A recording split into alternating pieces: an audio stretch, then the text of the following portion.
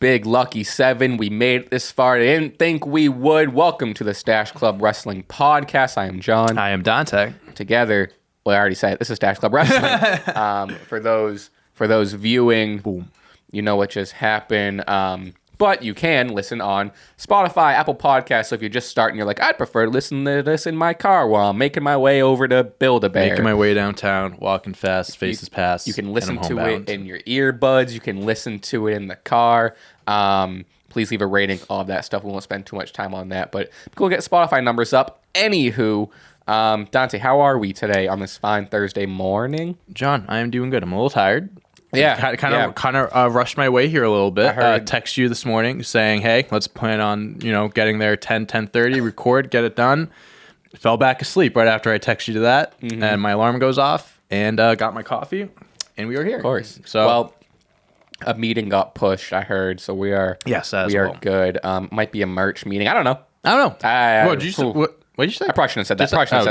That was weird. That was weird for you to say that. Okay. Anyways, we got a little bit to talk about. Kind of a weird week considering the holidays. And like Raw was a highlight video. Show. Not too many breaking news things. Not too many matches to cover. But there are a few big topics that we can go over at least this week. Figured we could start off with the biggest piece of news or whatever that's going around on Twitter. First of all, Dax Harwood released a podcast or started a new podcast. Oh, did he really? Which is where this like quote and like all this stuff came from. Is it an FTR podcast or just him? It's him and then like a co-host, but it's like he's like just the main guy. I guess he used to have a podcast. It was him and William Regal. Oh, wow. And then Regal left because obviously like, he's going back to WWE or whatever. Sure. And then so he rebranded the podcast. Now it's just Dax Harwood, and then it's with like some guy pitching him. He's a well-spoken guy. I feel like he's got a good voice for podcasting. Well, so I guess he's getting himself into some trouble with it because on Twitter everyone's calling him FTR bald, and because they're just like, oh, like we don't know. I don't know. Sure. If one guy says one thing, Twitter turns on him. Anyway, the point is on his, I believe, it might not even have been on his podcast, but either way, Dax Harwood wants CM Punk back. The quote is from Dax Harwood. This is my plea to all 4 guys. Please find a way to make it work. If we can make it work, we can set up the future of pro wrestling for a long time, and we can change the course of pro wrestling for a very long time. I see no lies. I'm with it. Maybe I've just kind of forgot mostly what happened, but I don't give a shit anymore. Let him back in. Yeah, honestly, let him back in. Who gives a shit? I'm with you at this point. I really didn't care about the situation too much. I understood how it would have affected the locker room, how it affected both sides, this and that. I'm not I was never I'm not like a Kenny Omega fanboy where it's I'm anti CM Punk or CM Punk fanboy where now I'm anti Kenny Omega. Yeah, I'm in between. I'm different. I don't care. Dax Harwood is correct because if you make this work, first of all, CM Punk coming to AEW is supposed to be a transcendent moment in pro wrestling. It was for a little bit. It was for a little bit, for a good year. And it's you have this big name, a wrestling legend, Ring of Honor, WWE, super well known, gone for 7.5 years, comes to AEW, this WWE's competition, becomes their head champ, and everything shit hits the fan. And then you have, obviously, Omega, the Young Bucks, 3 of the best wrestlers in the world. If they are willing to put differences aside, and again, this is so blurred. Some people still think whether this is real or fake. I'm fully committed to this being real at this point. But I think I am too, but it's there's 20% of me where it's maybe this is just a real long card. And that's just the wrestling side. It's also because they kind of stopped. I'll let you finish your point. Yeah, but they kind of stopped. Remember, in the first, it was the first 1 or 2 of the matches. CM Punk, and they were doing it on the vlog, CM right? Punk, one of the Young Bucks did the failed lariat, or whatever. And then Kenny Omega did a GTS or something like that. Yeah, so that stopped. Yeah. So I'm starting to think that was maybe just one last little fuck you. And Tony from Khan them. was enough. Yeah. Yeah, because if they're professionals, at the end of the day, you're there to make money. You're there to make quality content. If you put your differences to the side, you could turn this into a very fucking good and memorable storyline. Oh yeah, the whole return of Punk going up against Omega. First of all, Punk and Omega was a dream match as it was. Right. Then you add this whole thing to the mix. Now Young Bucks, obviously FTR and CM Punk are friends. You get 6-man matches right there. You can make a lot out of this. And I think Dax Harwood's kind of speaking from the perspective, you coming back, it kind of saves the... it just kind of elevates pro wrestling again, where it's people expect the unexpected in a way, and also money making. Bring these guys back, you can make a lot of money. I think at the end of the day, I wouldn't be surprised if, I mean, especially with them being on the board, that being Kenny Omega and the Bucks, Yes. if they know what's best for business and they know what's the best storyline, like, they're not stupid. So they can, they definitely see that, like, okay, if this happens, this will be crazy. Do we want this to happen? Yes or no. It might not even matter what we want, but at the end of the day, I think they're businessmen and they know pro wrestling. Like, this could be the feud. This could beat MJF and CM Punk. Like, this could be, genuinely. It could be anything in pro wrestling. Because it's so real, and that's the thing. You know what I mean? And that's why I think MJF has been such a so many people have like attached themselves to him this year, and like people start actually cheering him even though he's still a dick, because people respect how much you can blur the lines of realism and kayfabe in wrestling. And that's kind of, I feel like they can do this here. And again, also the promo battles between Omega and all them and Punk, bro, like you're actually getting to some real life shit. And again, people would get heated. That's what I'm saying, but like that would make such great television. Like I was telling John before, like the last few weeks, I've been kind of out of tune with AEW, just like, Celtics are on, other things happening, whatever. But like if that shit happened, I don't care what's on TV. Like I'm watching that. Like that's must see TV. So I hope they think that way. I hope they can make amends. I feel like maybe it's more of a like fuck those guys, like a petty thing, like I'm not going to work with those guys type of thing. But smart businessmen, at the end of the day, you should want to make the most of this. So we'll see what happens. And not that sorry, I'm still a little sick, but not that it matters what I think, but fuck it, I forgive him. Who cares? I think what you think is important. Thank you. I think especially at this point, seeing his like some of his like commentary snippets from like UFC fights, seeing some of his like comments online, it seems like at least CM Punk is at least showing like he's not necessarily apologizing, but he seems like he's like, I'm down to like put this in the past and move on. Sure. Not that he's being the bigger guy. I don't think Punk has it in him to be the bigger guy. Yeah, I mean, just his past, But at least he seems like he's like water on the bridge. He knows he made a mistake, and it's like, I would be down to see that feud. And then like you were saying, then we get it like then the FTR joins Punk and they go back to full heel. Just the combination of matches. Then the Elite is like defending AEW. And it could be like an AEW versus, I mean, all those guys like from outsiders WWE. Yeah, outsiders. Yeah, you can. Now, speaking of this, there are heavy rumors, and I didn't hear about this until people started tweeting at me.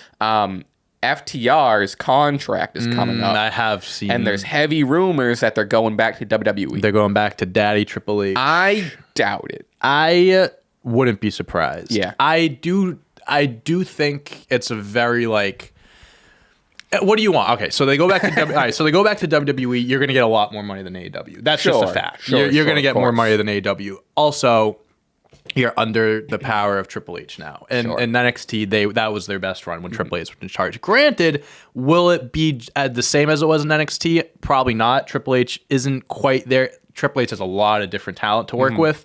They probably wouldn't, I don't think they'd be as big faces as they are in AEW and WWE. I don't think they'd be one of the like tag teams mixed in. They'd be a bigger team, but I think they'd be more prevalent in AEW going independent and stuff. Now, going to AEW, if they stay there, the pros is more creative freedom, more of this, more they can work Japan, you can Japan, this and that. So it's really a matter of what they want to make, what decision they want to go down. Money making decision, creative, and build their legacy as one of the best tag teams. I would argue the tag division in WWE is strong. Neither company has a real strong tag division I think now. it's stronger than it has. I think it's stronger than AEW. You think so? Because I mean, they have like the trios titles are wrapped up with the Elite and Death Triangle, so they're over there. Yeah, we haven't really. I mean, Lucha Express, whatever the fuck it was called. Jungle Express, Luchasaurus, Jungle Express boy. Yeah, sure. They're not really. I mean, they're split up. The Acclaimed are the champions. That's great, but they just fought FTR. Who are they even feuding with right now? Jeff Jarrett. And that's what I'm saying. Jeff Jarrett and Jay Lethal. Oh yeah, that's right. So if they're like, if they go to WWE, FTR versus New Day, or I guess they'd be the Revival again. I guess they'd probably be the Revival. They got Street Profits, New Day, Usos again. Right. I mean, even Alpha Academy. At like Otis and Chad Gable, they're pretty solid. Even if they got in the mix with like Gunther's guys, Sure, or Hit Row or something like Brawl and Brutes. Well, maybe not Hit Row, but yeah, but like there's a handful of tag teams like right. they have a stronger tag team division than in years past. And yeah, I think looking at it, I never really thought of it. I'd say that their tag team division is more notable. Has Revival won the WWE tag titles? They won. Okay. They won Raw and they won all three. They NXT, Raw, and SmackDown. That was going to say if they hadn't, that'd be more of a very forgettable incentive. reigns, kind of. At least the main roster ones. They were sick in NXT. They were awesome. I could see, especially because like a lot of people criticize their treatment in AEW, which is like kind of bullshit because they have 3 other tag team titles from different promotions. Right. So it's like, I get it. You want to see them on AEW, but like, you know, the Acclaim needed their time to shine, you know. Which was good. I mean, they're one of the hottest tag team in wrestling. So I don't know. I guess you kind of convinced me a little bit more. I could see them signing another smaller contract with AEW, especially if like this Punk's. I think I'll bet you whatever happens with this Punk situation would be if Punk stays in AEW, a big factor. I could see FTR staying. If Punk either doesn't sign, because I don't think Punk would go. I don't think the offer is even on the table for WWE. So it seems like it's either AEW or nothing, or fuck it, Japan. I don't know. Is that possible? That'd be crazy. Maybe, yeah. Why not? But if Punk doesn't go with AEW, I could see FTR just going, okay, we'll do another stint in WWE. Yeah, and I think that they'd be in good hands if they went to WWE now.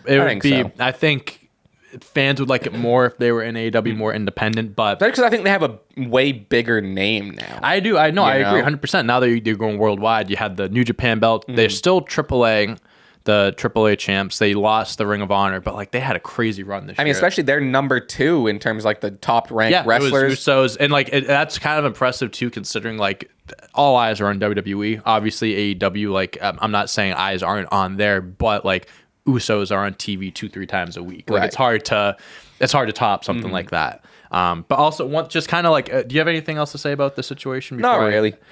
This is kind of just we're thinking about tag teams. And I was thinking about just like throwing this in there. We don't have to get into it because I know you don't know who either of these guys are. But just an NXT shout out really quick. I've been keeping up with what I'm doing with NXT now. I don't watch the show, but I watch like the like top 10 moments like on YouTube or something. So I kind of understand what's going on. I'm very invested in. They're the Creed brothers, Julius Creed and Brutus, something B Creed, I think the other guy's name is. But I've always been a huge fan of their style of wrestling, is like amateur wrestling, like early Brock Lesnar, like NCAA type wrestling. I love that style. They look so legit. I just love the look of them. They have like the Kurt Angle straps and stuff. They're like, if Brock Lesnar ever wanted to form a faction and needed bodyguards, these two would be the guy. Brutus and Julius. Those are some fucking... Brutus. That's right. Some fucking like Greek mythology. Right? Yeah, look at that, bro. Like, there's some big boys too. Like there's some... I've seen one match from them. There's some beefy boys. Or like Kurt Angle when he had the greatest tag team when it was Charlie Haas and Shelton Bench. Like that's what they could be. Or like American Alpha, Chad Gable and they Jason do remind Jordan. me of American Alpha. I think that's the best comparison. But I'm just a big fan of theirs. I don't know what the timeline. I don't know if they'll get called up soon, if they're gonna stick around for a while. But I think WWE has a solid young tag team there. What's going on with like Pretty Deadly and the New Day and the titles? Honest to God, no fucking clue. No? I don't even think they are on NXT this past week. NXT is weird because not weird, but it's kind of similar to AEW where like 1 week someone will be on and the next week they won't be on. What are they doing with the women's title? Do you know? So that girl Roxanne won. She beat Mandy, and I think this past week it was just... she beat Mandy and got the title. I forgot that. And she's just kind of like, I have to fill her... I have like shoes to fill, blah, blah, blah, blah. She hasn't really... Nothing's been solidified yet, like as far as the story goes. But interesting. Yeah, I just wanted to give a quick shout out to the Creed brothers. Maybe I should start watching NXT. I don't know. Do what I'm doing. Watch the highlights. That's what I think. Start watching the highlights, and if like you see something where it's like, oh, I like the Creed brothers, like I'll watch like their match they post on YouTube too. Is something because this isn't me by all means complaining. I love wrestling, but like 4 nights a week, it's a lot. Wrestling is a lot. And that's the reason why we don't get into like New Japan or anything like that. Yeah, sometimes there's a movie I want to watch. I want to go out. Like, do you know how many times it'll be like Monday night and I'm like, I'm going to watch a movie. I'm like, oh, fuck, it's Monday. And well, that's how I am with like the Celtics or something. Like the Celtics are on, like, I'm going to watch the Celtics. Like, that's just how I've been a Celtics fan my whole life. I prioritize them. But it's like, You'd be People proud can't of me. expect us to watch. I watched the full New Year's Eve or when they faced the Bucks. That New Year's Day or New Year's Eve? New Year's Eve. I'm sorry, Christmas Eve. Yes, I think that was. Celtics versus Bucks. Oh yeah, that was on Christmas. When you said Bucks, I thought you were talking about Young Bucks, and I'm like, oh sorry. I was like, what match are you talking about? Okay, yeah, that was on Christmas. Great game. Watched that full game. I think that's the first full length basketball game. Never mind Celtics game. I've watched in like a long time. Long fucking love time. it. And I saw fucking Tatum poster. Giannis. Yeah, we don't gotta get into Celtics talk here, but Great I was fucking impressed. Dude, I wish I was at the Garden in that game. I want to go to the Celtics. Dude, those games are. Last Celtics talk. I'll tell you, Boston fans love their sports teams. Oh yeah, I've been to a few Celtics games. Bruins, I went to one Bruins game, and that was the craziest fucking atmosphere. Bro, hockey fans are awesome. Like, it's one of those things, Grant's like sign up with a concert or something like that, or like even a wrestling event. Everyone's there for the same thing. Everyone loves the person you're going to see, so it's like everyone gets along. It's a fun time. I've been to some Providence Bruins games back in the day, but hockey I've never been games to in general. They're fun. Dude, they're fun. I went to Quinnipiac hockey college games. Fucking awesome because they were like one of the top teams every year. So we would always face good teams. I went to a D3 school. I didn't really watch much of their. I only cared about hockey at Quinnipiac. So okay, so moving on from Boston Celtics, let's talk more wrestling. So in general, what wrestlers, or either this is kind of just a very general question, but I'll pitch it like this: what wrestlers or whatever are you looking forward to in the new year of 2023? I guess we can start off. Who do you think? Some names. Who do you think is going to have a good 2023? Then we can kind of just talk like other general stuff. So, I mean, the obvious is going to be like MJF. Sure. I'm thinking. So right now, in my mind, I'm thinking WWE. I'm thinking this year we're going to see a lot of new stars being made / a lot of guys getting opportunities for world championships that we haven't. Seen before. I hope. And the reason why I'm saying that is because I think it's all but kind of. Not all but confirmed because there's no really talk about it really, but I think everyone's kind of under the impression that WWE is going to split up the WWE and Universal belts this year. Like they're not. It's not undisputed anymore. Assuming they do that, now this opens the door for now there's 2 belts. People can actually start like Seth Rollins wins the WWE Championship. Let's just say he can start having matches against Gargano. I'm talking guys that don't get those options. Maybe even a Chad Gable or something. You can have fun matches like that, kind of like how AEW does those random, but like you can build it up more, make it mean something. And maybe that means Drew McIntyre finally wins a world title after a few long years of losing it. Yeah. Maybe Matt Riddle gets an opportunity when he comes back. Maybe Randy Orton you can get really creative by having 2 belts. As good as the Bloodline story is, as cool as the Roman Reigns is, you had the run. It pigeonholes. You had the run. It really puts them in a box. If Roman Reigns was full time, I wouldn't care. I think it would be sick having him be full time, like defending both. I think from the beginning they should still call undisputed, but I think from the beginning they should have let him defend both separately. I still never like it. Would have been more. I think it would have been more intriguing. And since he became part time, those belts are kind of stuck on him. Which again, it's fine at this moment because the story is cool. Like he is as big of a star as ever, but. You run its course, and I think as being a double champ, you need to separate those now. You think they're doing that at Mania, the 2 nights? So I remember you were talking about I don't know if you've been around. So I didn't post this one, so I can't say I have not read my articles. So I've recently written an article about. Why didn't you post it? On clutchpoints.com. I'm saying, why didn't you post it? I honestly just forgot. To share the link. I forgot to hit I'll do that post. later. I just forgot. I posted it, but I forgot to share the link on my Twitter. So that's why you would expect to see it. It's out there. Gotcha. You can look it up if you want. So there's rumors that Triple H might be doing a 40-man Royal Rumble this year. Whoa. Because there's just so many. You can do a ton of returns. You can do the Forbidden Door. People coming in. A lot of talk. This is what I think WWE could do. Okay? Because I think this would be very creative and you could do a lot with it. Pop off. Have Roman Reigns defend the WWE Championship, just the WWE Championship in the Royal Rumble match. I'd love that. I'd love that. So whoever wins the Royal Rumble match is going to face Roman Reigns. And people saying it could be Cody, it could be The Rock. The Rock wins. Those are really the 2 front runners. Yeah, I think that's kind of, if it's not The Rock, it's Cody. If The Rock comes back, it's going to be The Rock. That's what I think it's coming down to. If The Rock wins, it's for both belts. Now you're kind of like, how are you going to separate these 2 before Mania? You're kind of stuck in a 2-3 month window there. Cody Rhodes wins. You can maybe do a whole Cody's like, I only want that belt, and then The Rock comes out at some point and goes, I want that belt. I don't think that really makes too much sense. But if Roman Reigns, they do for the WWE Championship, Final Four. This was in my article. Okay. Final Four. Roman, Drew, Seth, Cody. Okay. Roman eliminates Drew. Just another part of their story. Okay. Roman is dominating Cody and Seth, about to throw out both of them. Sure. Rock's music hits. Seth Rollins eliminates Roman. Seth gets his revenge. Seth is the guy that Roman can't get the upper hand over. Yeah. So Seth kind of just a little thing They need to revisit that, but go on. Then it's down to Seth and Cody. And now everyone's cheering for Cody. Just came back. Wait, I missed it. When did Roman get thrown out? Seth threw him out after The Rock. Okay, right. And where's The Rock? Is The Rock still here? He can be like... Is The Rock in the match? No, he's not. No, so it's Roman, Seth, Cody left. Okay. The Rock just came out to fuck Yeah, people. he's just either the music... The Rock can just stand on stage or something. Roman's like, what the fuck are you doing here? Seth throws him over. Okay. Now Seth and Cody get their final, their fourth face-off.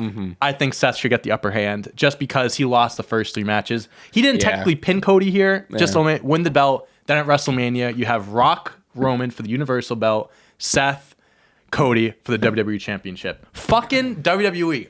I have a job here at Clutch Points, but fucking hire me, bro. I can write you some dope ass stories. I think that would work. I think that would make sense. Now, so now, because you're kind of caving now in terms of, because you've been very anti, and I agree with you, of having the title wrapped up in The Rock versus Reigns. 1,000%. I think at this point though, they're too late. They're too deep. I think if you were gonna do that, they should have happened by now. I think they're too deep into the belts. Or they push it to 2024. See. They could, but I feel like the rumor of The Rock coming back has been going on for a few years now. The Rock isn't getting any younger. It's in Hollywood this year. It makes sense. It's the perfect. If it doesn't happen this year, I don't think it's going to happen. Because people were talking about doing it last year. It is funny that people are now treating Hollywood as The Rock's home. Because he's the worst. Because he just acts in movies, and they're in Hollywood. That's the home of The Rock. The director of the new, what's it called? The new movie that Batista's in. It's Knives Out sequel. Oh, Glass Onion. Dude, the director of that movie was Batista's by far the best WWE I saw actor. that. Dude, Batista's the best. He's the best. Dude, he's so cool. Someone asked me, shout out Mari of 99 Neighbors. He asked me on Twitter who my top 3 wrestlers were. And my top 3 was Rey Mysterio, Undertaker, Shawn Michaels. Top 3 favorite. Sure. But Batista almost got that 3rd spot. Batista's top 3. Even and then now we're talking about acting. He is the best. He is the best wrestler turned actor by a mile. I love The Rock. Not a great actor. Well, depending on the movie, most of his movies are awful. There's a few that he plays a good role. And John Cena's good, but for comedic roles. He also just plays John Cena. Exactly. So even Peacemaker, which I saw Suicide Squad. I didn't watch the TV show. I haven't seen the TV show. I guess it's really good, but I haven't seen it. Yeah, I don't really give a shit. But but Batista can play role from Drax from Guardians is a much different character than his Glass Onion character. Yeah, he's a comedy character. You know what I mean? And he said, I saw the interview. I know we're kind of going a little off topic with some of these things, but Celtics and movies and stuff. But Batista, he did when they were doing promo press for this, and he was talking about different roles and stuff. He goes, I want to be that guy where it's because the director wanted someone else in that role, wanted him in another role, and so he had him do this, and he's like, how are you doing that? It's such a different role. He's like, I want someone to be I want to play different roles. I want to be a drama actor. I want to be he goes, I'm a nice guy. People love me. He goes, I don't have to be the big mean guy in every movie. Let me be the love bug or whatever. I think it's dope. I think Batista is doing well for himself. I listened to I want to get back to the fantasy booking and The Rock stuff, but I listened to this is I think this is mid-pandemic. Okay. I believe I could be getting the podcast wrong, but you ever watch Community? Sometime. I haven't seen every episode. So during the the pandemic, everyone was trying to everyone was out of, especially early, everyone was out of work and people were doing side projects. So Joel McHale and Ken Jeong started a podcast. Yep. It was community themed or whatever. But for one episode of the podcast, they had Batista on as a guest. Okay. And they talked a lot about wrestling. I think Ken Jeong, I think they both might be a wrestling fan, but either way. And Batista was talking about a lot of his early WWE stuff. It's really, honestly, it's really worth a listen. It's really, really interesting. Right, cool. I've never heard Batista talk like this and be so vulnerable. He was talking about how he has crippling stage fright, which is why, remember his early days, and he still does it. when he's out doing a promo, he wears sunglasses. Yeah. Because it's like an anxiety thing or whatever. And he really talks like in deep about how pro wrestling and just all of that got him over his fear of like social anxiety and public speaking and all of this, and that helps him now in his movies role. Yeah. Because now he took what he learned from wrestling, and now granted there's no as big of an audience when you're doing a movie, but in general, he really talks about how like his whole journey through wrestling and acting has kind of like all just made him like this better person, and like, you know what I mean? He's a genuinely good dude. Oh, I love him. Like that's the thing. It's cool when like growing up, like Batista, when I started watching wrestling, like he was like the world heavyweight champ. Like him and Jeff Hardy were my number one. When I think of Big Gold, I think of Batista. I think of Batista and Edge. Like, but like he was the one holding it when I started watching wrestling. But it's cool when, you know, guys that you watch on TV growing up, and you know, you even idolize a little bit growing up. The fact that they're actually good people outside of the ring too, like that's really cool. And Batista seems like a sweetheart. Like there was a video on Twitter of him he was walking out because the director of this movie was a big wrestling fan. So at the end of it, I don't know if you saw the video, he came out to like this big open room with all the people there, and he came out to his theme song with the world heavyweight belt and like gave it to the director and stuff like that. Yes, I thought it was, and he did like a speech after. He was like, I hate this shit and stuff. He was like, that. he was like, compared to you guys, I don't work hard. You guys, and it seemed. What's funny about that is like you see those like that all the time, like actors being like, you guys are the real heroes, and it seems so like corny, but you could tell he was like genuinely believes like, I got the easy role, I got lucky and I got the easy role. You guys are the one that actually put in the hours. He seems like a very grateful person. He really like, does. For what he does. Like he doesn't take anything for granted. So I'll have to. I definitely I'm trying to Google it. Oh no, wait, I did get it. Get it right. Episode 15. Give me what I want of the Darkest Timeline podcast with Dave Batista. Really, really interesting stuff. Okay, I'll have to check it out. Cool. Plus Joel McHale and Ken are really cool. It's funny hearing their wrestling stuff. But sorry, crazy divergent. But I liked that. But back to the whatever the fuck we were talking about, the WrestleMania, Royal Rumble stuff. Yeah. So I was saying that I think Batista's gonna have a great 2023. Oh, big time! I hope he's in every movie. But that's another thing. One more thing about Batista. It's so powerful. He retired a few years ago, so now he's fully committed to acting. Like he's like not one of those guys where it's like, oh, will he come back? Will he blah blah blah? He's like, I'm done with WWE. And he like did his return run with the Triple H match. That's the thing. That was his like go away. As much as I want to see him come back, I'm at peace that like we got the chapter closed. 1,000%. You know what I mean? No, he can go off and do his thing. Okay, so what are your Royal Rumble predictions now? Well, were you done talking about like the fantasy, like the Rumble? Yeah, no, basically just like that. The whole Roman Reigns defending the belt leads just kind of gets the belt off him without him being pinned, so that also makes him stronger. Doesn't make him weak, I should say.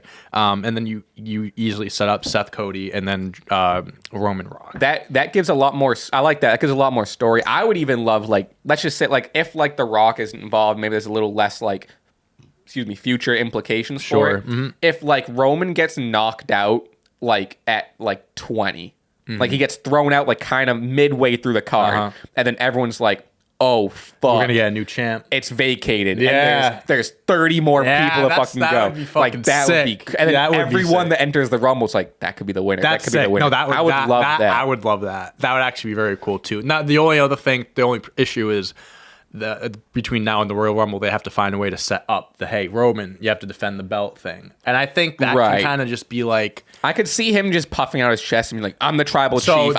I can beat 30 men at once. So that's what I was thinking. I was like, what it can come down to, he gets like a big win over. Let's just say they beat they beat Kevin Owens and John Cena on SmackDown this week. Next week, Roman's like, I'm the best. I'm in God mode. I'm the greatest. Blah, blah, blah. He goes, there's no one, blah, blah, blah, blah. And then you got Kevin Owens coming out saying, like, all these former challengers coming out saying, like, oh, you cheated, blah, blah, blah. You're not a great champ, blah, blah, blah. And he's like, I can beat all you at once. And then all of a sudden, Adam Pearce comes out and he's just like, oh, why don't you beat 29 people at once? And kind of setting up that way. You know who throws him out? I saw the light bulb. You know who throws Roman out?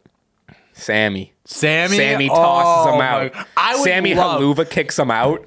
That would be dope. Now, I want Roman going into all this, since we're just still going along with the fantasy here. I think Roman's still going to be Universal Champ for a little bit. I think they'll protect him with the Universal belt because I think that's what's most important more than the WWE belt. I would love for Roman to lose the Universal belt at like SummerSlam against like Sami Zayn. I think that's when the full story comes to an end there. And that, because right now, and people are saying this on Twitter, I never really thought about this. It's very true.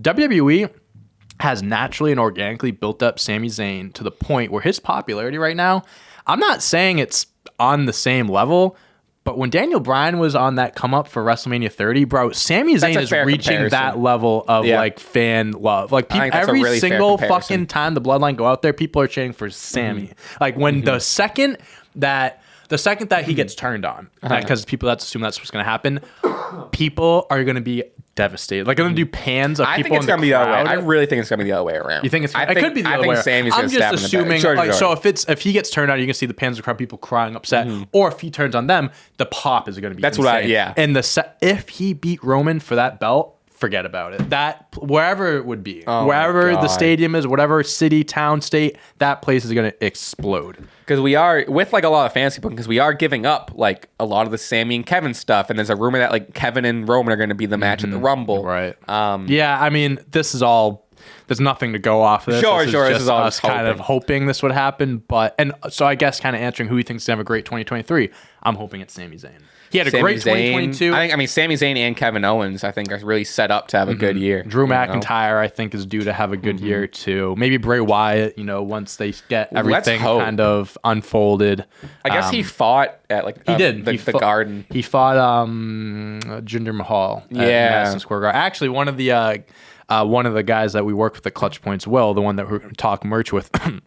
They don't need to know that. I don't know what I said. Sorry, I had something in my throat. The merch. He said he went to the Madison Square Garden event because he was in New York for Christmas. Oh, really? Yeah, he said it was like tickets for like $30. Him and his friend were like, "Fuck it, let's go." Does he like wrestling, or him and his friend were fans growing up, and they were just like looking for something to do, and they saw it, and they were like, "Yeah." He said it was awesome. I heard that show was. He said he goes like, it makes me want to go to like the big events, like a Royal Rumble or something. That's fucking dope. That's awesome. But yeah, no, he thought it was just like regular. He wasn't wearing like any costume or mask. It was just him. So interesting. First match in 2 years. 2 years to the date, I think, and it was a tribute to Brody Lee as well. So it was a kind of a cool thing. I think they also did like Jamie Noble's last match. They did do that. I forget who he fought, but that was a. Yeah. Oh, he fought. I think he was in a I think it was the match, Bloodline. Right? I think he pinned Sami Zayn. It was a tag team match. Okay. It was like him and the Brawling Brutes or something. Something along those lines. But I guess so. More in general, it is kind of a very vague question. But who? Which maybe we kind of answered this. We can talk AEW too. Who do you want to see be AEW World Champion in 2023? Assuming if you don't, when MJF is going to lose it, or if we want him to have a really long run. Right. But who in AEW would you want to see to get a little bit of the spotlight? I mean, I would like to see MJF have the belt for a long time. Yep. I personally would like to have him hold it on. If the whole story is his contract is up at the end of the year, start of 2024, it should actually play into that. Sure. So I hope that he holds on to it for a year. But if I had to pick someone, I would like to see someone like maybe like Darby Allin was the first name that came to my mind. The only reason why I think that is because he's been around for a long time, and I feel like maybe he's due for a good run. Him and Joe are starting a TNT title feud. They're doing that. I'm trying to think like another big name, maybe like another. I think Swerve has a lot of potential. Swerve, I think now, like if you're building up the group that he's with, I think you can build him up as like a legitimate threat. I'm blanking right now. Maybe like Yuta. I know how you're gonna think. Really, Yuta would be a great one. I know you might not agree with this. I think Bryan Danielson. The reason, you're telling me he's not going to come to AEW and not win a world title at some point. Yeah, he's going to win. You know what I mean? Like I know they're feuding right now. I think MJF will win this feud. I think he should win this feud. I think it would be kind of ridiculous for Danielson to win. But I would like to see Danielson. I think he'd have a solid run with the belt. Just a lot of quality matches. Yeah. Maybe not this year. I hope at some point, just because I know we're a little different there as far as like not the biggest enjoying him and stuff. I enjoy his wrestling style and stuff, so I think he'd have a good run. But I think those would be the biggest names. You're probably gonna say some of them and be like, "Yeah, you're right. That person might be a good choice." I didn't think too much of it before I pitched you the question. Maybe. There are a lot, like even like a Keith Lee. Getting some shine. I don't know. There's just so many people, and it's like, I hope. This is me just biased. Like I'd love to see Penta have a solo run. I was thinking maybe someone like that. Rey Fenix, obviously. Rey Fenix having like his Rey Mysterio winning the world title moment that would be cool. I don't see that happening for a while, but like that would be sick. Definitely. I hope Ricochet goes to AEW and has a little bit of a run. Ricky Starks, I feel like, is a good pick too. I don't think that'll happen this year though, because he just lost that feud. Yeah. So I'm glad they're keeping him like in the spotlight. Yeah, no, they have to. You know who's gonna have a good to. 2023? Oh, what's his fucking name? The kid that beat Jericho. Yeah, I don't know what his name is. Oh man, people are saying we didn't really talk about that like that the much. biggest upset. But people are saying like it's all speculation. But some people are saying like that was just gonna be a Chris Jericho squash match, and Chris kind of like saw the reactions from the crowd, and Chris made the in-ring like on the spot decision to be like, no, this kid's gonna win. Oh wow. And then because it's like, and that's all speculation. Who knows if that's true? But I wouldn't doubt it because like. Just the wrestling mind Chris Jericho has. Yeah. I'm just like, the place is going to lose their shit. He's 52 years old right now. He doesn't need to be. He can put people over at this point. It's like Action Andretti. AJ Styles. Action. Let's look at this Action Andretti kid. Our favorite game. Not much How old is Action Andretti? I don't even know if there's anything. There's gonna be nothing about him on the internet. Oh, Wikipedia. Here we go. I guess he has a brand new Wikipedia page. Doesn't have his age. What? How no one knows anything about this guy? From Pennsylvania. I mean, yeah, he started wrestling in 2019. Yeah, he's like fresh off the. I wouldn't doubt if he's like sub 25. Probably. He's probably like. I'll bet you he's like 21. Look up. Just Google age after. Yeah. People are gonna lose their minds at this. 24. Oh, born in 19. We'll look up his birth. Click it. I want to see when his day is. Why you want to see May 25th? He looks like. It doesn't say. It just says 98. Yeah, no one knows. No one even knows when he was born. No one knows a damn thing about this guy. No, he was born November. No, that's his debut. Jesus Christ, Wow. This guy's like a ghost. This guy's huh? a mystery. Okay, well, yeah. Hopefully, good things to come for this guy. Yeah. Anyway, Jungle Boy, maybe Jack Perry. That'd maybe be cool. A new edge. He seems like he's cooled down a little bit. He's got the whole leather jacket look now. Him and Hook are like They're doing like a thing now. together. Yeah, I don't know. Yeah. I guess I hope Hook has a good. at least Hook has TV time. Yeah, that's true. I hope Hook has a good 2023. I hope Hook. I don't know. The AEW is so weird with the titles because there's such a, at least just how it's viewed, there's such a discrepancy, or like a level, you know what I mean, between like the world title and any other title. Where it's like WWE, at least there's like the world titles, but like the IC title and the US title. Maybe it's because there's lineage and there's history and people know them. Right. But like, I don't really take the TNT title that Well, that's seriously, because they're doing an awful job booking. Like when Wardlow was the champ, he was never on TV. Yeah. I just feel like that's AEW's fault where they just don't make their titles feel important. Because for a little bit, it's like they have all the ROH titles. No one cares about the Ring of Honor World Champion AEW. No one cares about the Ring of Honor Tag Team Champions when they're never on AEW. Now the Briscoe brothers are on AEW anyways. TNT belt, ROH Television Championship, the Pure Championship. I don't even know what that fucking means. What does that even mean? Like, is it just pure wrestling? The only thing that I think it does is like it's cool to see some of these guys like walk out with some gold. Yeah, like other than that, it doesn't mean but too they're much. not. But if the belt carries no weight, like Right. Hook with the FTW, is that what Yes. it's called? Has he even defended the belt since getting it? Yeah, a couple times. Okay, but like, yeah, I get what you're saying. I don't know. I would never know. Yeah, it's just they do a great job of feeling their belts feel not as important. And WWE, they were doing that for a long time too. Sure. Now Triple H taking over, you're seeing more of a. I see in the United States are kind of getting more of a push. Putting more of a pedestal. But yeah, I don't know. I don't know if I there's think too the many name titles. doesn't help either because it's like the TNT That's title. so boring, It's like dude. it's like having a title called like the NBC. Like literally, know? the design, like it's so sad because I understand the idea, the concept of it, but like first of all, you debut the TNT title, and then you go to TBS, and so you're defending Right. the TNT title on TBS on Wednesdays, but then you make the TBS championship. That majority gets defended on TNT on Friday. Yeah. Like, first of all, the names are fucking... You should have named it the AEW Television Championship. How hard would that have been? Yeah, How hard would that have been? I do like how like Samoa Joe has the TNT and the ROH and that's TV. why right now I feel like And he's that like, belt is like... what is he, the television television champion or champ. something? I like that because it makes it feel important. Seeing, first of all, Samoa Joe is also like a who Samoa Joe is. Seeing him dominant with both belts, I think that makes the belt feel important.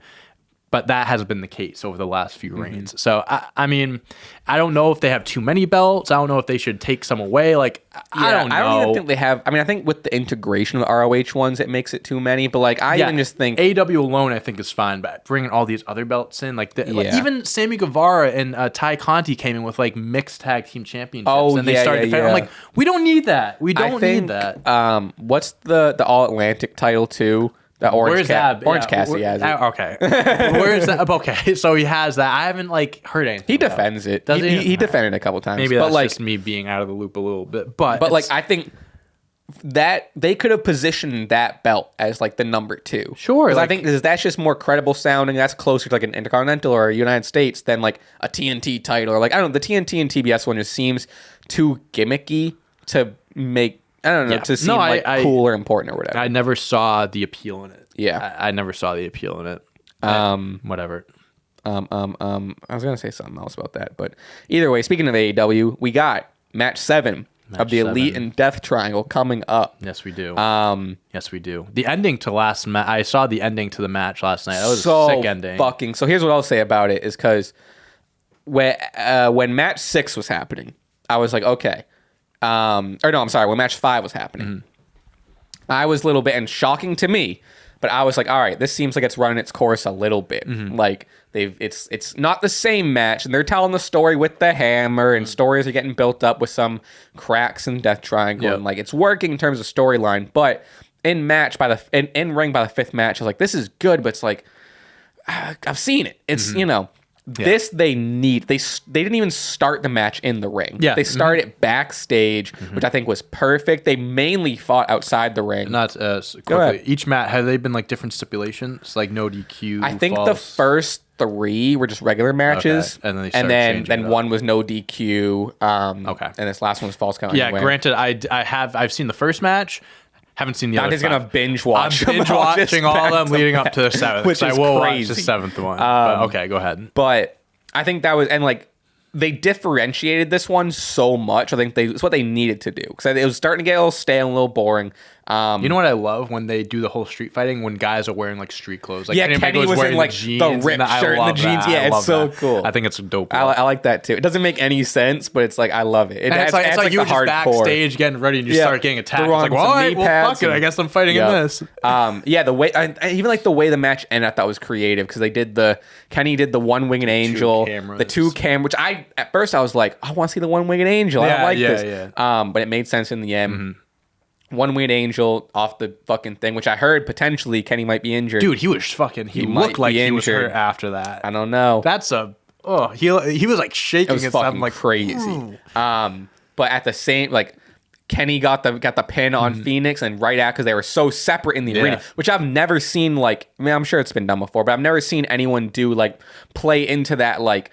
It's a falls count anywhere. The teams are so separate around the arena. One person doesn't even know what's happening. Yeah. Which I thought was really, really creative. Yeah, that is cool. And then one of the Young Bucks taps out to Pac's whatever the fucking move is.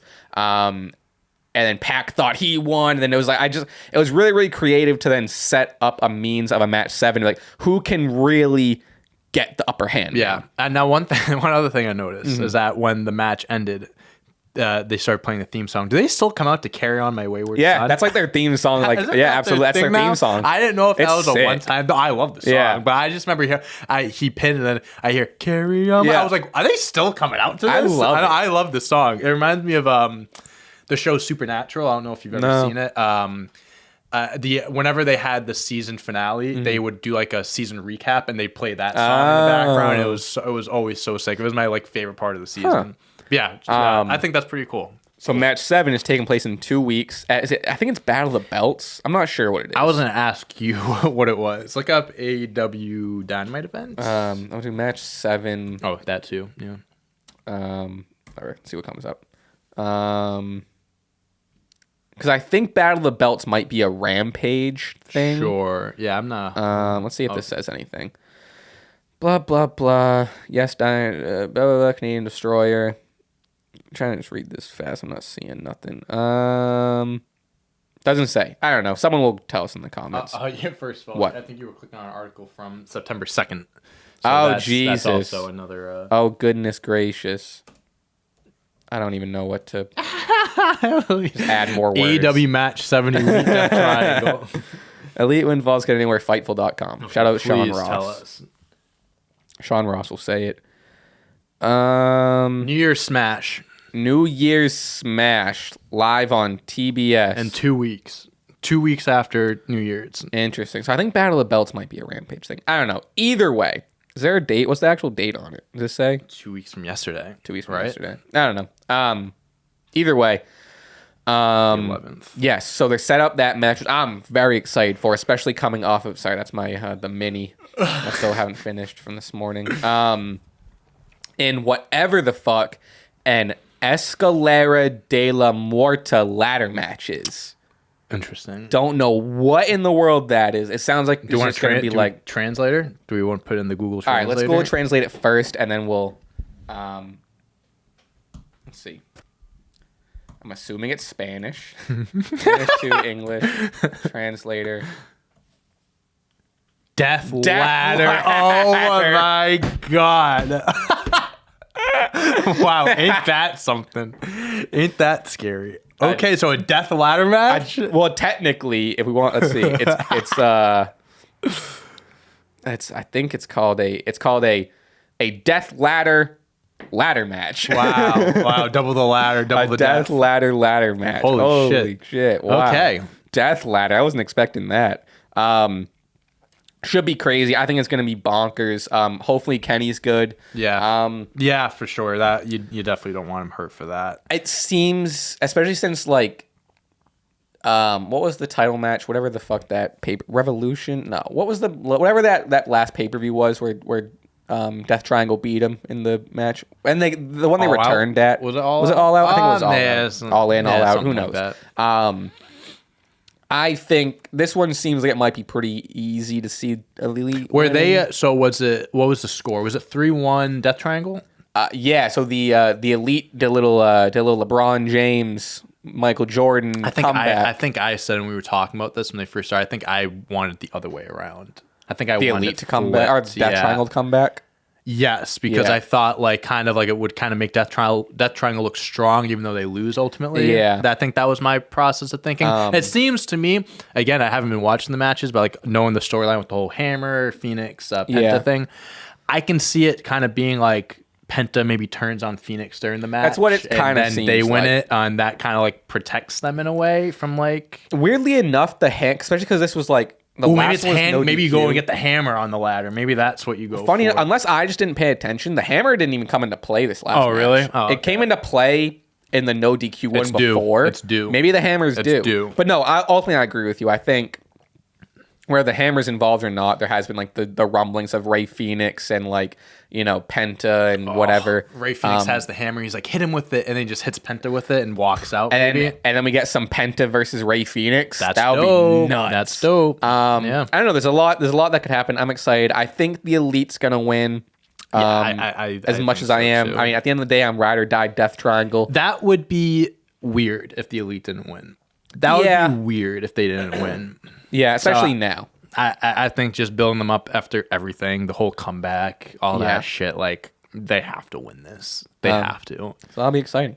What else do we got? Other than that, we already kind of talked about Samoa Joe beating Wardlow because we talked about the TNT title, but Darby Allin, looks like they're doing Darby Allin versus Samoa Joe. Fine with it. I think the whole, like, obviously size differential, I think they could make it. I think Samoa Joe, they can do some cool spots. It seems like it's going to be a lot of, like, Darby does like his death-defying shit and just bounces off Joe. And Samoa Joe's going to just fucking destroy him. Yeah, I think that's going to be fun. I think it'll be cool. What else? Ultimately, I mean, that's kind of it in terms of the week. Unless there's any other, like, off the top of your head, if you're like, I'm looking forward to this. What's today? Thursday? So Thursday. Tomorrow's Friday. Tomorrow is the return of Mr. John Cena. Oh, yeah. And that's why I'm wearing the shirt today, if people haven't noticed. A little shout out WrestleMania 29. There you go. The Rock, John Cena, in honor of the GOAT returning, and then this other GOAT potentially returning. Yeah, dude. So this is maybe let's talk about this really quick. Go ahead. So John Cena coming back, people making a big deal out of it. He doesn't come around often anymore. Obviously, him being in Hollywood, this and that. He was such a star for so long in WWE for like almost 15 years. 10, 15 years was the top guy. I want to ask you because I'm genuinely curious where, because people refer to him as like the GOAT and stuff. Where would you rank him all time? And I'm not talking about technical wrestling. I'm not talking about skill in ring. I'm talking about like as far as the history of wrestling, the Hulk Hogan's, Ric Flair's, Undertaker's. Like, where would you rank John Cena? Because I'm thinking about this, right? I'm gonna just kind of go on. I want you to think about it. Do I think John Cena is the greatest of all time? No, I do not.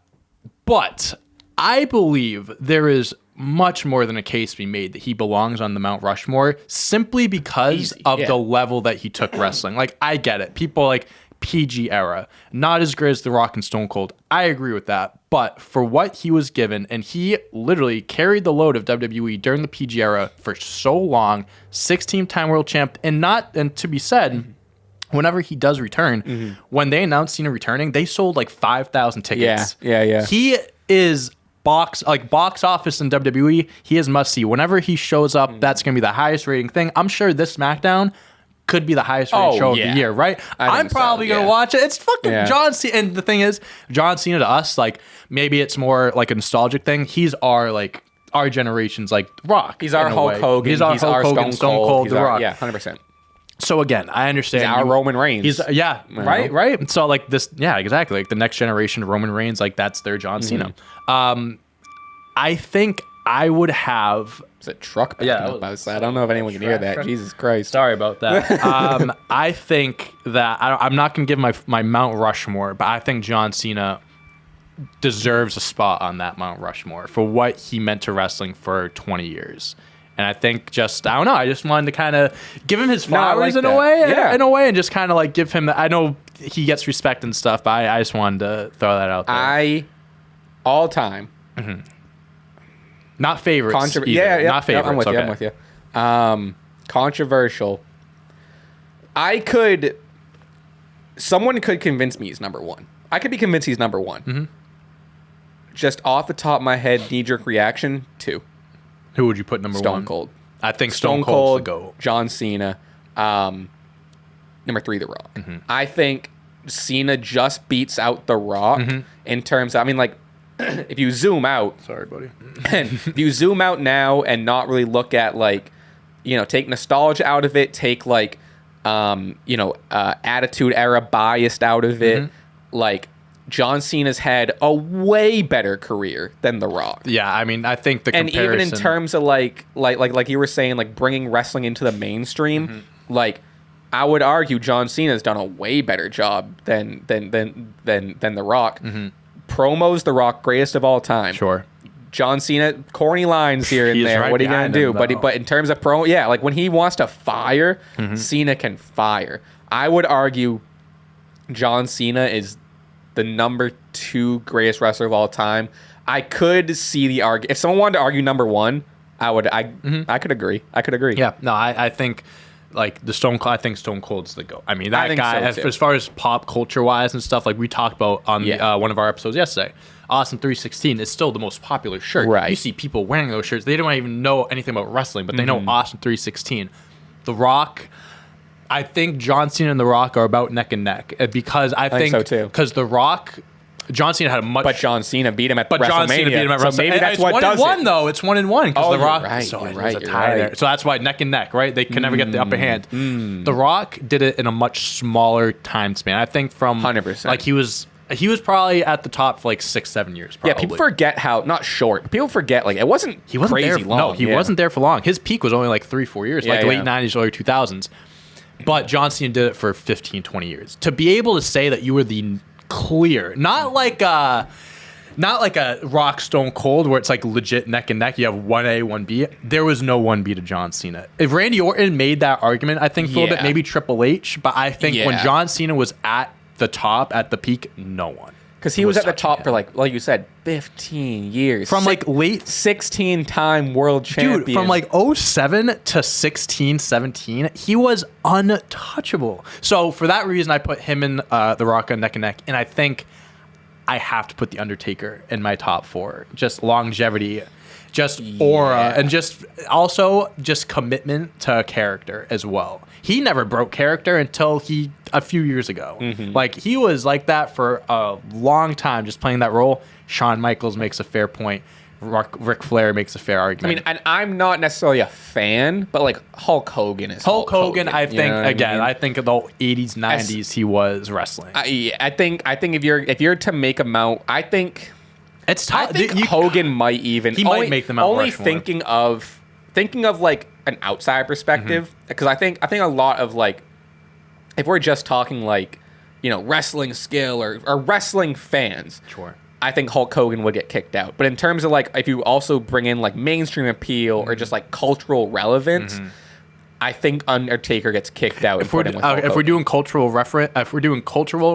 significance, I think it would be Hulk Hogan, Stone Cold, The Rock, Cena. I think that was kind of like the guys that carried the torch, because Hogan was 80s, early 90s. Stone Cold, Rock came in Attitude 90s, early 2000s. Cena came in 2000s. But if we're well, you know what? I disagree, because if we're really talking like real culture and wrestling, you got to go 1, Bruno Sammartino, 2, Larry Zbyszko. How can I forget Larry? Larry Zbyszko. Bruno, the Killer guy. Kowalski. Oh my God, how can I fucking forget? The guy, Bam Bam Bigelow.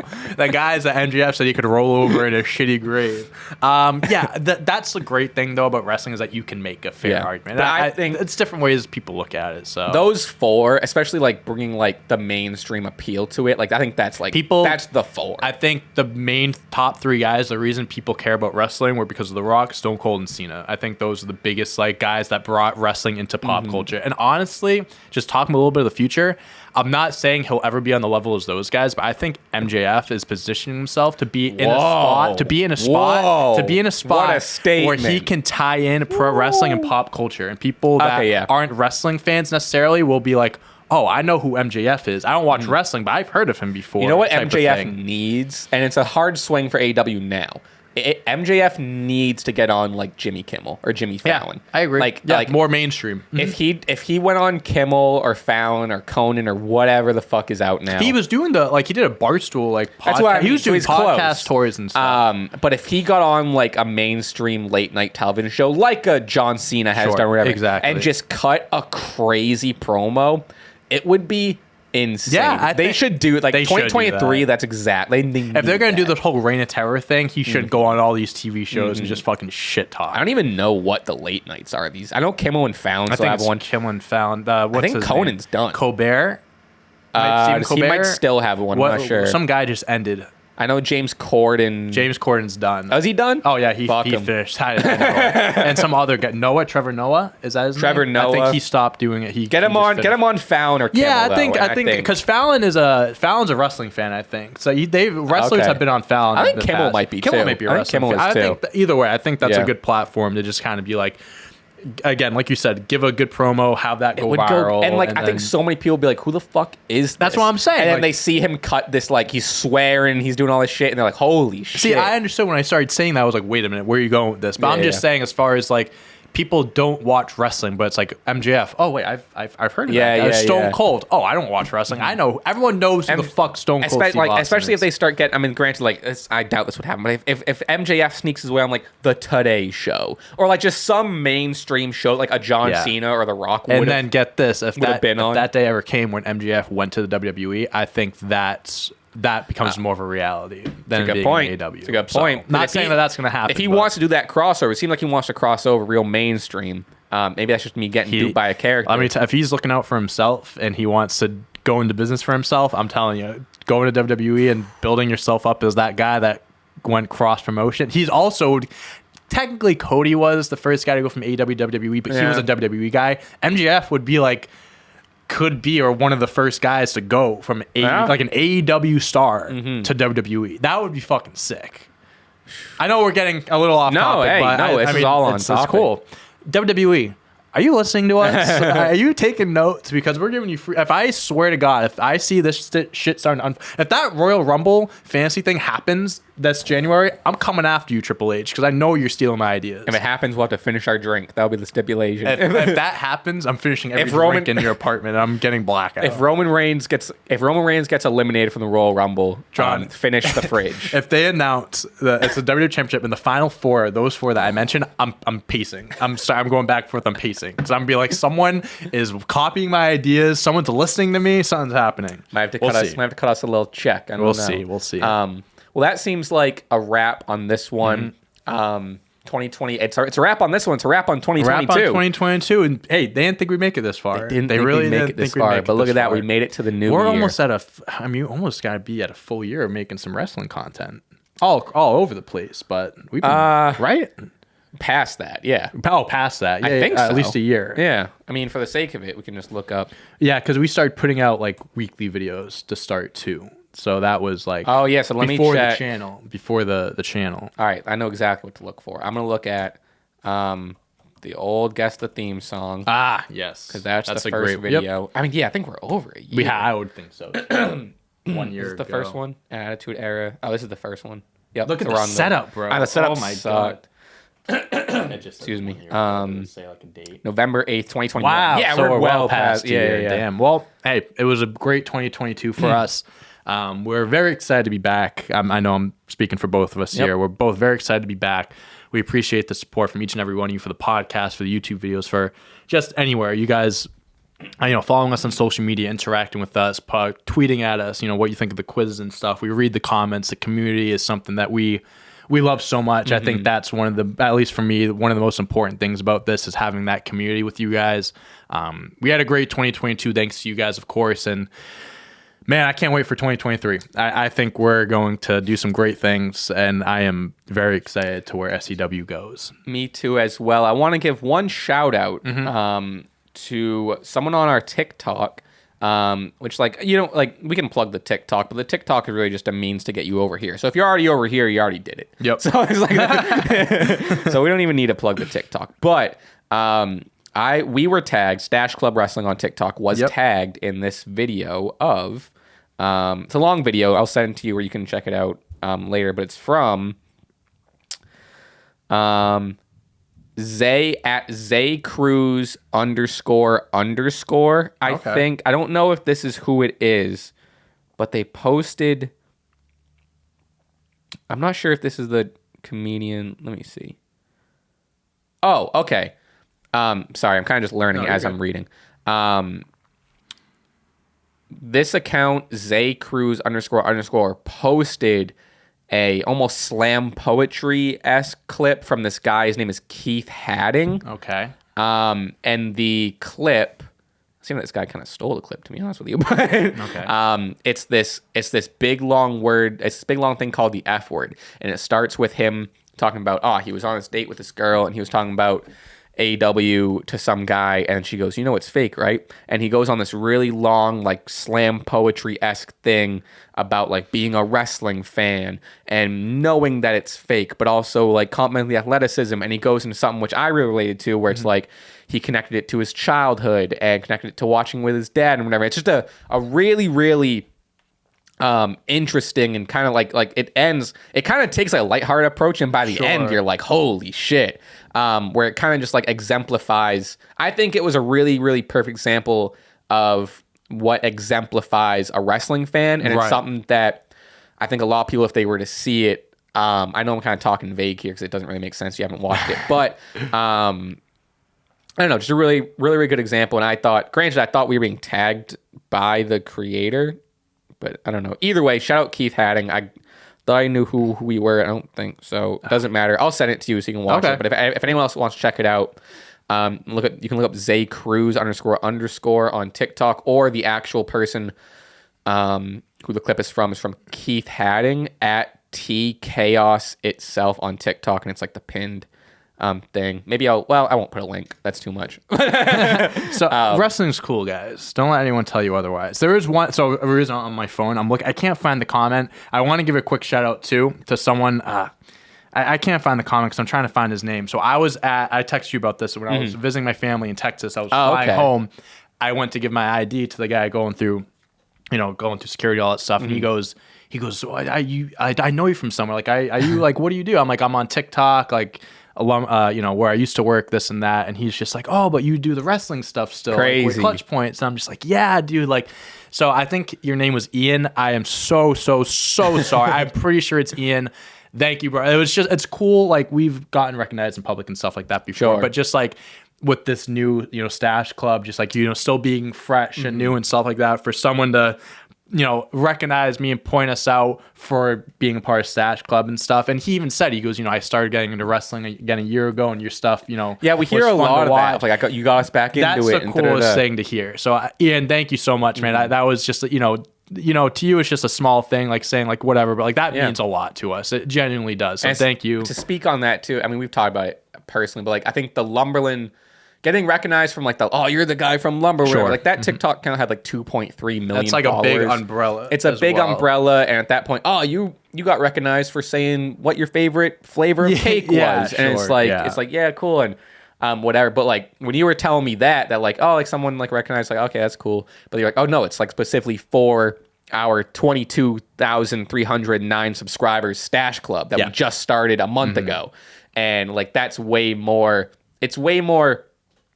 It means more. Yeah. It's like like exactly like you said. It's a little more niche, and it's way more us, and it's not just a general, just like, oh, you saw our faces on this account that has 2 million followers. You're watching us on YouTube, right? And like the purpose of Lumberland stuff was to go viral, exactly. Whatever. So it's like it makes sense. Like okay, you saw us in this silly video, but this is like we're committed. Like we're having fun with this. Like this is our baby. This is what we care about, and the fact that you guys, care about it as well means the world to us. So again, we're excited for 2023. We have nothing but great content that keep coming out, more podcasts, more quizzes, more this and that, potentially some live streams for some big events. We'll get there when we get there. But yeah, thank you guys for the support. We appreciate every single one of you. And to close this out, you can listen to this on podcasts, all streaming platforms, wherever, Spotify, Apple Music, wherever you listen to your podcasts. Check out our videos on YouTube, like, subscribe, do this and that, watch our older videos. And you can follow me on Twitter, Dante on Deck, Dante Toro 11, everywhere else. John, where can they find you? At Raspy Taylor on Twitter, Instagram. You can check out my music on Spotify and everywhere else. I'm also on YouTube. And I think that's a damn near perfect way to wrap up the final podcast episode of 2022. Here's to the new year. Here's to a bunch of stuff. I think we're gonna have a quiz coming out on New Year's Eve this Saturday. Happy New Year's Eve. So you'll get that as our last little bow on 2022. And here's 2023. I think that's I didn't think I were gonna go for all right, high five. We high five to end it. That'd be so funny. We just don't know how to end it. We're like, all right, man. Anyway, see you next year. All right, one last one more to wrap it up for the pod. Last one of 2022. Peace out.